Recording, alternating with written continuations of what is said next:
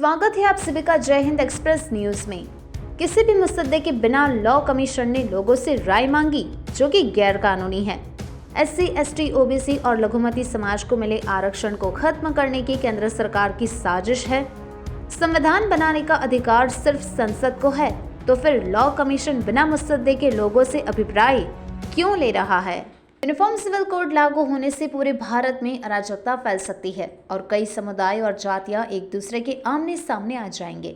ऐसी आशंका को लेकर इन सारे समुदाय के लोगों ने गुजरात के राजपीपला कलेक्टर के साथ मिलकर राष्ट्रपति जी को ज्ञापन सौंपकर यूनिफॉर्म सिविल कोड ना लागू करने की मांग की।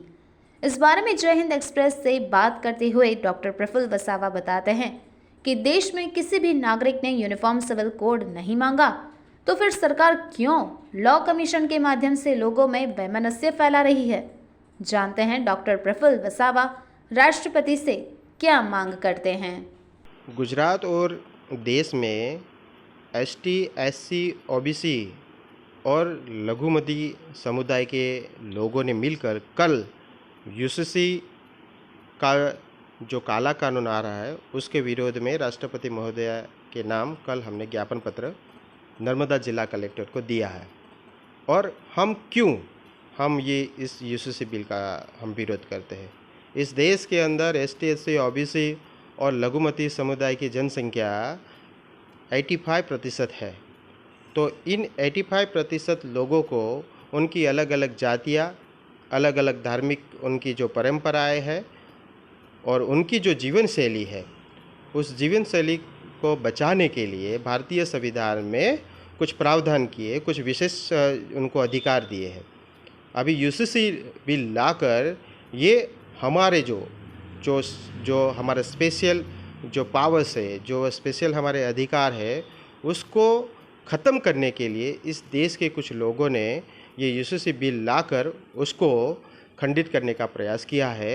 हम उसका विरोध करते हैं। देखिए, UCC आने से इस देश के अंदर अभी जो भाईचारा है, अभी जो इस देश में हमारा जो भिन्नता वाला जो देश है, फिर भी इस देश में एकता बनी हुई है। आज़ादी के 75 साल में भी आज तक भारतीय संविधान में जो आदिवासियों को जो शेड्यूल 5, शेड्यूल 6 के जो प्रावधान है, ये तो हम लागू कर नहीं सके और अभी से उसको जो है संविधान से ही हटा देने का जो प्रयास हो रहा है उसका हम विरोध करते हैं।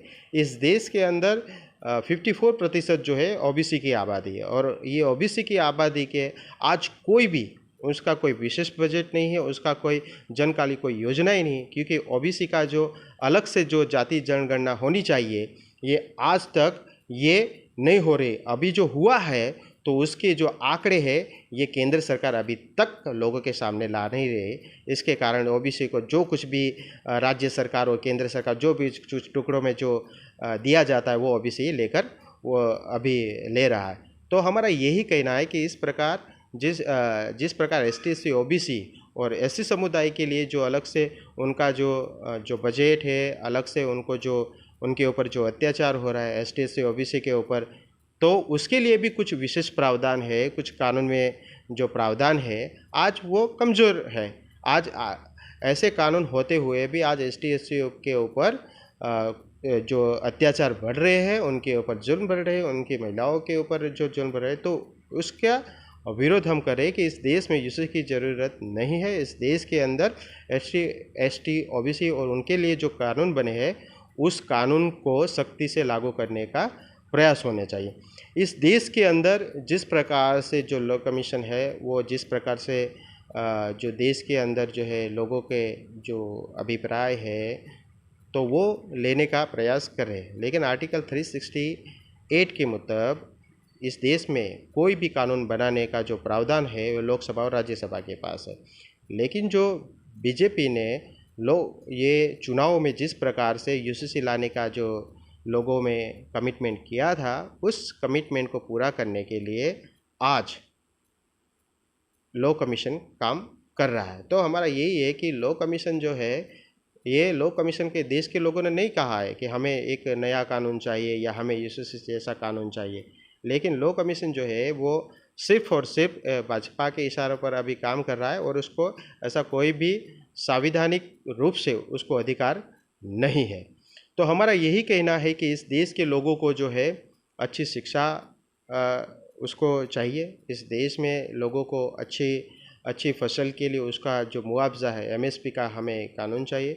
इस देश में जो यूथ का जो शोषण हो रहा है, इस देश के अंदर जो सरकारी संपत्ति है, सरकारी जो नौकरियां उसको ख़त्म करके प्राइवेटाइजेशन जो कर रहा है उसको बंद करके जो है जो लोगों को सरकारी नौकरियां दी जाए। इस देश का जो मजदूर है, आदिवासी है, इस देश का जो अन्य जो समुदाय है उसको विशेष अधिकार उनको जो कानून में दिए गए उस विशेष अधिकार उसका अमलीकरण होना चाहिए।